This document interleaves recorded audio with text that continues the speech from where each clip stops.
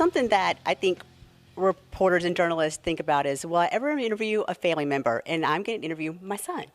So, Brody, I want to talk to you about wrestling. What do you love about this sport? It's like a sport everyone can do. It's not just like a sport that is dedicated to like certain people. Now, when you first came into the sport, I'm sure you weren't expecting 6 a.m. workouts and afternoon practices and coming home your clothes drenched with sweat. Do you find it challenging to kind of keep up with it in school? Sometimes, cause especially with tournaments, because they're all the time and it's all over the place. But you make it work. Now, I always ask guys what they like to do away from sports, but I know what you like to do. You like to hunt.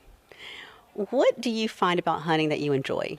It's real relaxing, and it's just fun. I get to see a lot of the stuff I like.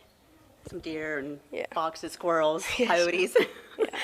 Now, I know it takes a lot of patience to sit out there in that hunting blind, and you'll sit out there for hours. Do you think wrestling has helped you kind of learn some patience and how to deal with if you don't get the shot you want?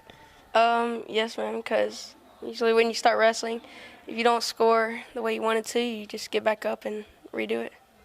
Now, I know also that you're involved in your church at Westwood, and you'll be going on a freshman retreat soon.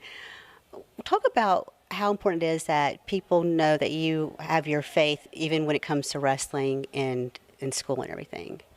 So, like, even manners can, sometimes correlate with that. Just being respectful, that's just part of being Christian. Yeah.